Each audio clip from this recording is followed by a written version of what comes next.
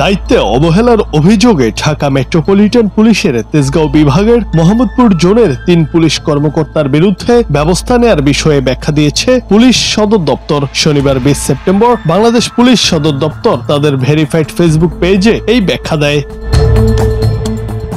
Close হওয়া কর্মকর্তারা হলেন মোহাম্মদপুর জোনের সহকারী কমিশনার এসি একেএম মেহেদী হাসান, পরিদর্শক অপারেশন আব্দুল আলিম এবং duty officer SI Masudur Rahman.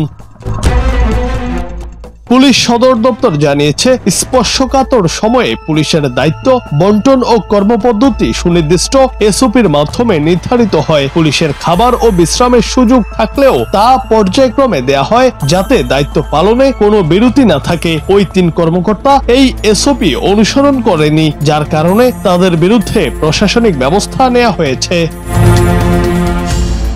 ডিএমপির একটি সূত্র জানায়, ডিএমপি কমিশনার শেখ মোহাম্মদ সাজ্জাদ আলীর পক্ষ থেকে একটি স্পষ্ট নির্দেশনা ছিল যে কোনো থানা এলাকায় আওয়ামী লীগের মিছিল বা সমাবেশ হলে সংশ্লিষ্ট থানাকে তাৎক্ষণিকভাবে জবাবদিহির আওতায় আনা হবে। এই নির্দেশনার পরিপ্রেক্ষিতে শুক্রবার জুমার নামাজের পর মোহাম্মদপুর এলাকা পরিদর্শনে যান ডিএমপির অতিরিক্ত কমিশনার এসএন নজরুল ইসলাম। পরিদর্শনকালে তিনি দেখতে পান আওয়ামী লীগের মিছিল প্রতিরোধে দায়িত্ব থাকা সত্ত্বেও ওই কর্মকর্তারা নিজেদের খাওয়া ও বিশ্রামে ব্যস্ত ছিলেন।